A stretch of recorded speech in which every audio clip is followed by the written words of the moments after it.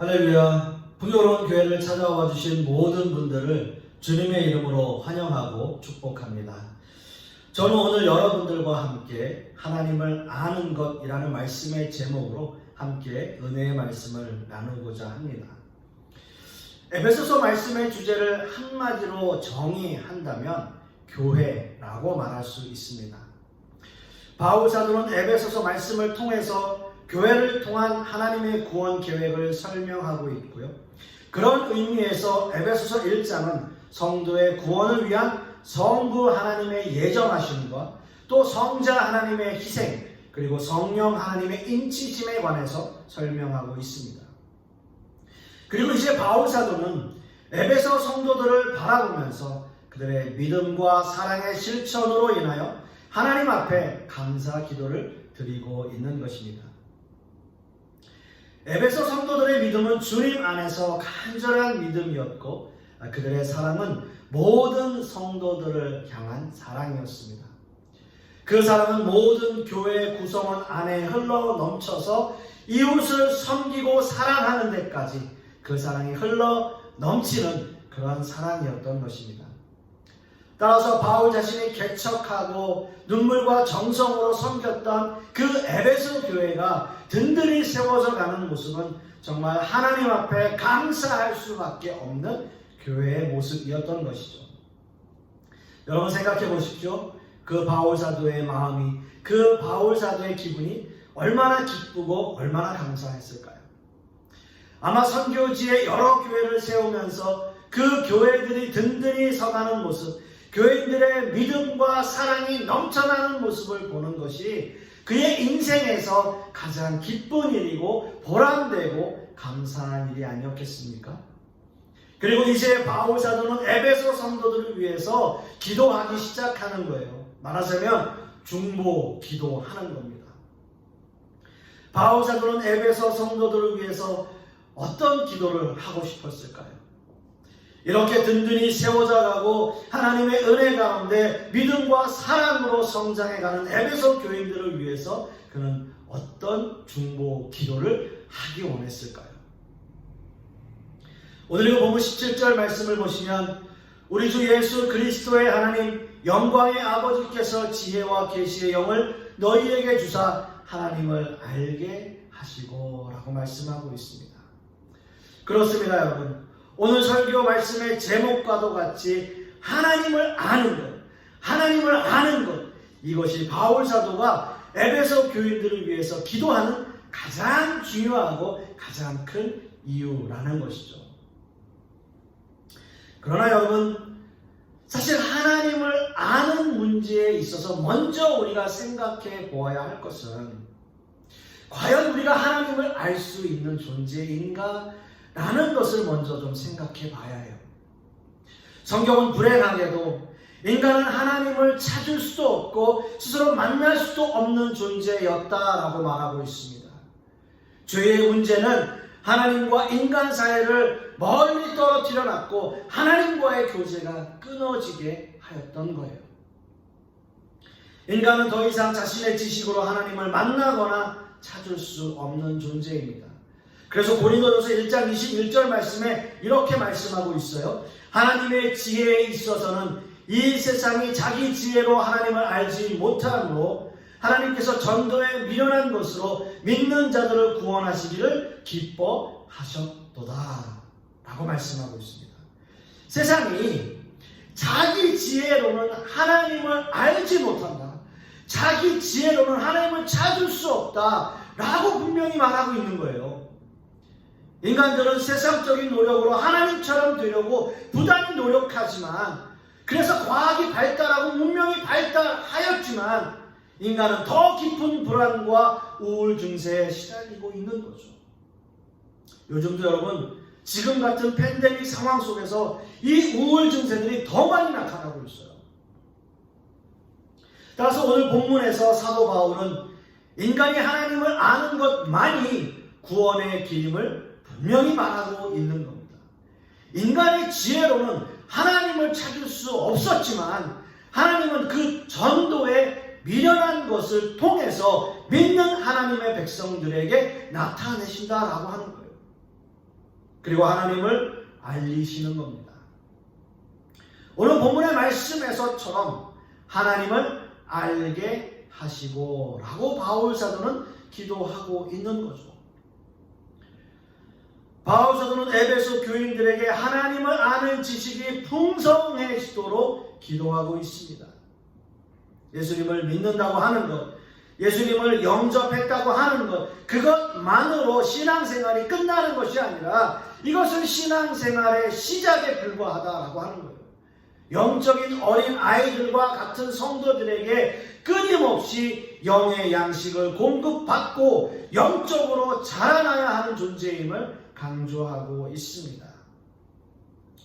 우리는 아직 영적으로 미성숙한 단계에 있으며 어느 누구도 완전히 성숙한 단계의 영적 수준을 가지고 있다라고 말할 수 있는 사람은 없습니다. 그렇게 어느 누구라도 하나님을 아는 지식을 게을리할 수 없다는 것이죠.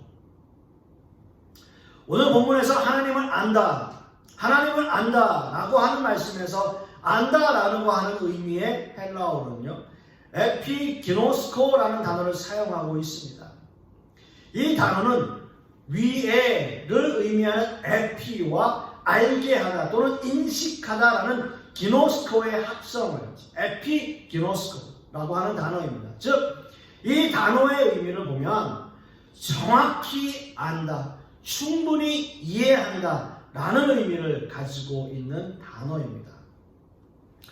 즉, 하나님을 알게 하신다라는 의미에서 안다라는 의미는 그저 피상적으로 남들이 생각하는, 세상 사람들이 생각하는 누구나 상상할 수 있는 하나님을 의미하는 것이 아니라 바울 사도는 하나님을 아는 것이 그저 이론적으로 아는 것이나 우리의 지식으로만 아는 것을 말하고 있지 않아요. 만일 인간의 지식이 동원되어지는 하나님을 아는 지식이라면 이 세상에서 가장 학식이 뛰어나고 많이 배운 사람들이 하나님을 잘 믿고 알아야 할 것입니다. 하지만 그렇지 않아요. 고린도전서 1장 27절 말씀에도 그러나 하나님께서 세상에 미련한 것들을 택하사 지혜 있는 자들을 부끄럽게 하려 하시고 세상에 약한 것들을 택하사 강한 것들을 부끄럽게 하려 하시며 라고 분명히 말씀하고 계십니다. 어떤 의미에서는 내가 믿는 것이 아니라 내가 믿어지게 되는 것이라고 말할 수 있어요. 내가 믿어지게 되는 거예요. 하나님을 아는 것은 가장 심오한 지식이고요, 가장 확실한 지식입니다. 우리가 생각할 수 있는 가장 온전한 지식을 의미하고 있는 것이기 때문이에요. 이것은 바로 하나님과의 실질적인 교제를 의미합니다. 하나님과 더욱 친밀해짐으로 우린 더 하나님을 아는 지식으로 나아갈 수 있는 것입니다. 과연 여러분들은 어떻게 하나님을 인식하고 계십니까? 어떻게 하나님을 알고 계십니까? 어떻게 하나님과 교제하고 계십니까? 우리는 하나님과 하루에 얼마의 시간도 기도하지 않으면서, 교제하지 않으면서 하나님과 친밀한 교제를 나누고 있다고 말할 수는 없을 겁니다. 적어도 누군가를 안다고 할 때 그 사람과 많은 이야기를 나누었고 깊은 교제를 한 경험이 있는 사람을 우리는 일반적으로 안다라고 이야기해요. 그저 우리 옆을 스쳐 지나간 사람들을 나 저 사람 압니다 라고 하지는 않습니다. 하나님과의 교제에 있어서도 마찬가지예요. 하나님과 얼마나 친밀한 교제를 나누고 있는가, 얼마나 하나님의 임재를 갈망하며 기도하는가, 어떻게 하면 늘 하나님과 동행하는 삶을 살 수 있는가 고민하며 하나님과의 교제를 이루어 나가는 사람만이 하나님을 알아가는 사람일 것입니다. 하나님의 임재 연습이라는 책을 쓴 로렌스 형제는 사실 세상적인 삶에서는 실패한 사람이었어요. 전쟁에 참여해서 불구가 되었고요. 직장에서는 매사에 부족하고 실수만 저지르는 사람이었습니다. 그러나 50이라고 하는 늦은 나이에 수도원 생활을 시작한 로렌스 형제는 그곳에서 주방 일을 맡으면서 분주한 삶 속에서 늘 하나님의 임재를 경험하고 깊은 내적 기쁨을 누리며 살기 시작했던 겁니다. 그는 하나님을 사랑하기 위해서라면 땅에 떨어진 낙엽을 줍는 일에도 기쁨을 느꼈다라고 이야기해요.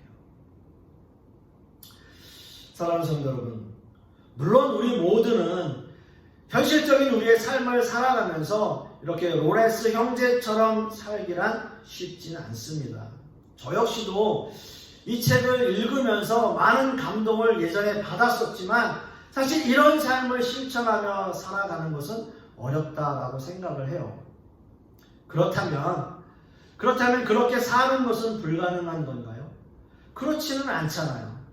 우리의 일상에서도 주님을 만나고 주님과 대화하며 주님을 내 마음에 모시는 일은 얼마든지 가능합니다.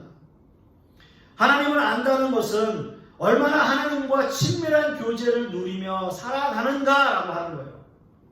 얼마나 우리의 삶에 하나님과 교제하는 시간을 많이 가지는가, 그것이 하나님을 알아가는, 하나님을 아는 길일 것입니다. 하나님과의 친밀한 교제 없이 우리는 하나님을 안다라고 할 수 없기 때문이죠. 사랑하는 성도 여러분, 하나님을 아는 일에 힘쓰십시오. 꼭 주일 예배 시간에만 하나님을 찾는 것이 아니라 나의 삶의 전 영역을 통해서 늘 하나님과 교제하고 하나님과 함께하는 삶을 누리시길 간절히 소망하겠습니다.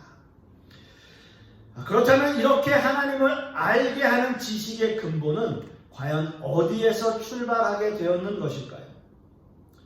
오늘 이거 본문 말씀을 다시 한번 보시면 17절 말씀에 우리 주 예수 그리스도의 하나님 영광의 아버지께서 지혜와 계시의 영을 너희에게 주사 하나님을 알게 하시고 라고 말씀하고 있어요.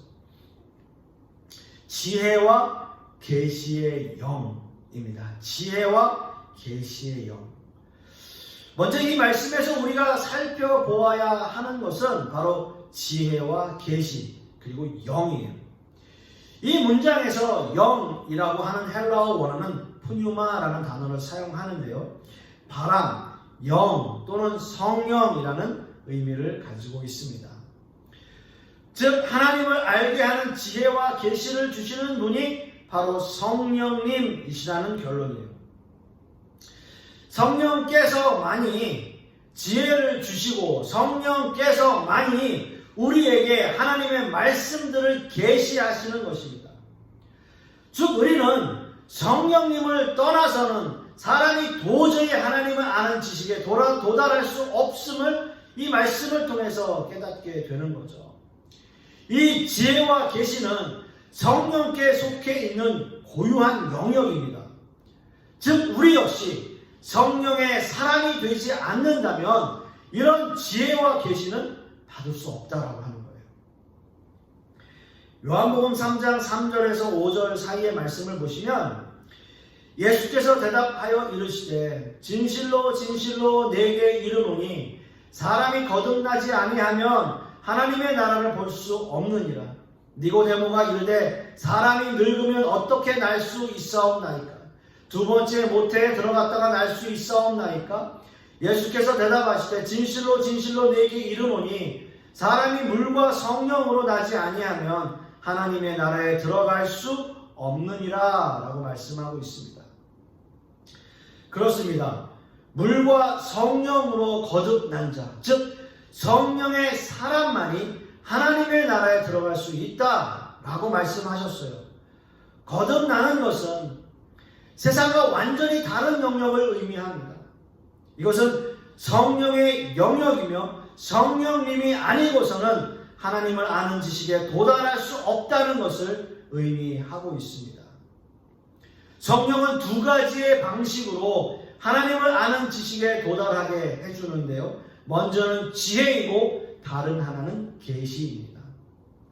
지혜는 하나님께서 역사하시고 행하신 사역들을 이해하는 이해력을 말하고 있고, 계시는 하나님의 말씀과 비밀들을 이해하는 것을 의미합니다. 그러나 이 두 가지 다 성령님의 도우심과 조명이 없이는 이해하기 힘들다는 거예요. 성령님께서 주시는 지혜는 인간의 지혜로는 이해할 수 없는 하나님의 신비들을 성령의 지혜로 이해하고 경험하게 되는 것을 의미합니다. 여러분, 성경에는 수많은 난제들이 있어요. 인간의 영역 안에서는 도저히 해결할 수 없는 문제들입니다. 예를 든다면 예수님께서 성육신 하신 문제, 삼위일체 하나님에 관한 문제, 인간의 영혼에 대한 문제, 천국의 문제, 또 성경을 읽다 보면 구약에 이해할 수 없는 하나님의 명령들, 이런 여러 가지 이야기들이 인간의 지혜로는 이해할 수 없는 난제들이라는 거죠.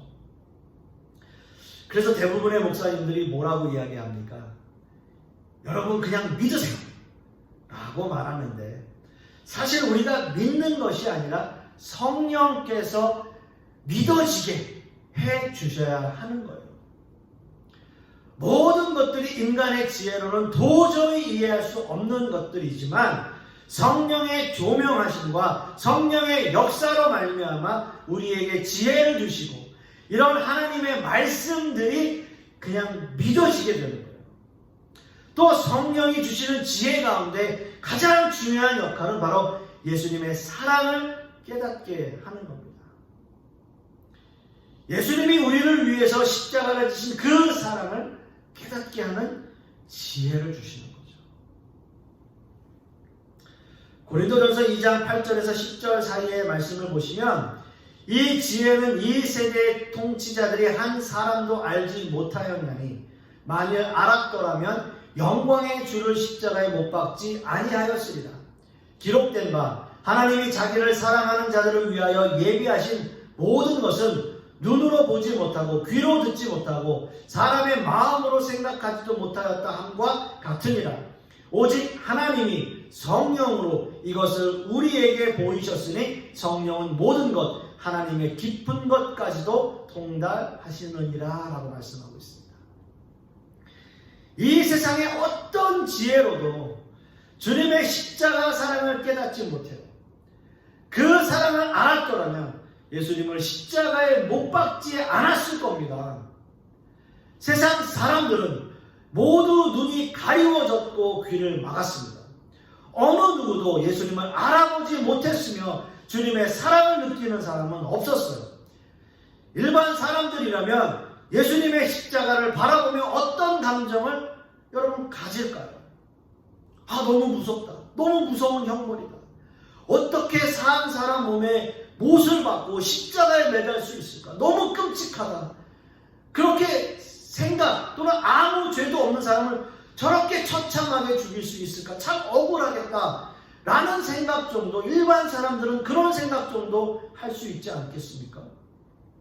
그들에게서 그것을 바라보면서 십자가의 사랑을 느끼는 일은 여러분 불가능하죠. 일반적인 사람들이 그 십자가를 보면서 아, 예수님의 사랑이구나, 하나님의 사랑이구나 라는 것을 느끼는 것은 불가능합니다. 왜요? 성령께서 그들에게 그런 지혜를 허락하지 않기 때문이에요. 그러나 오직 이 일을 깨닫게 하시는 분은 성령님이십니다. 하나님의 백성들이 주님의 사랑을 깨닫고 하나님을 알아가도록 인도하시는 분, 그분이 바로 성령님이라고 말씀하시는 거죠. 하나님을 믿는 백성들은 그 십자가를 바라볼 때마다 마음이 뜨거워져요. 물론 참혹한 십자가이지만 나의 죄를 대신 지신 주님의 사랑을 느끼게 되는 거죠. 그 십자가를 통해 무한하신 하나님의 사랑을 느끼게 되는 거예요. 이것이 성령께서 주시는 지혜와 역사입니다. 이렇게 성령님은 믿는 사람들의 마음을 움직여서 하나님의 사랑을, 그리고 예수 그리스도의 십자가의 사랑을 깨닫고 알게 하시는 거죠. 성령의 역사하심이 아니면 도저히 알 수 없는 거예요. 또 성령께서는 말씀을 계시하십니다. 하나님의 말씀들을 기록한 성경의 기자들은 모두가 다 하나같이 성령의 감동으로 말씀들을 써내려 갔습니다. 베드로후서 1장 20에서 21절 사이의 말씀을 보시면 먼저 알 것은 성경의 모든 예언은 사사로이 풀 것이 아니니 예언은 언제든지 사람의 뜻으로 낸 것이 아니요 오직 성령의 감동하심을 받은 사람들이 하나님께 받아 말한 것이니라 라고 말씀하고 있어요. 성경의 모든 말씀은 하나님의 감동으로 기록되어진 하나님의 말씀들입니다. 그렇기 때문에 성경을 이해하는데도 성령의 간섭하심이 필요하고 성령의 조명이 필요한 거예요. 성경을 읽다 보면 사실 역사적인 사건들 외에 우리가 이해하기 힘든 부분들이 많이 등장합니다. 사실 역사적인 사건들을 이해한다 하더라도 그 역사적인 사건과 배경 안에는 하나님이 의도하시는 구속사적 역사가 그 안에 숨겨져 있어요. 그렇기 때문에 성경은 모든 문맥을 잘 이해하고 하나님이 원하시는 구속의 의미가 무엇인가를 깨닫는 것이 너무나 중요합니다. 우리는 성경에 대해서 이런 말을 많이 들어요. 성경은 처음부터 끝까지 예수님의 이야기이다 라는 말을 많이 듣지만 그 말을 완전히 이해하기란 쉽지는 않다는 거죠. 왜냐하면 정작 예수님은 구약이 아니라 신약 시대에 등장하기 때문이죠. 그러나 구속사적인 의미에서 구약의 모든 사건들은 예수님을 예표하고 있기 때문에 우리는 그것 역시 예수님의 이야기로 받아들이고 있는 겁니다. 이렇게 예수님의 말씀들, 이 계시의 말씀들 역시 성령님의 역사하심과 조명이 아니면 우리는 이 성경이 그저 중동의 한 조그만 나라의 역사책으로밖에는 이해하기 힘든 거예요.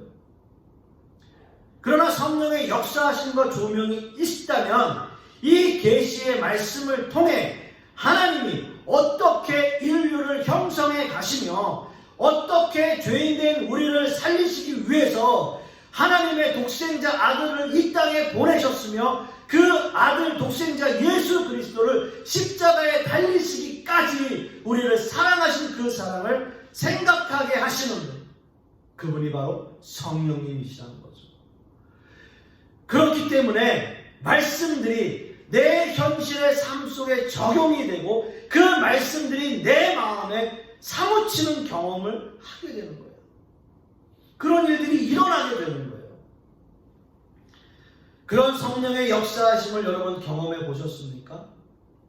이런 성령의 은혜를 사모하고 여러분 그렇게 살아가십니까? 주일 1시간의 예배에 하나님의 임재를 갈망하며 여러분 예배당에 나오고 계십니까?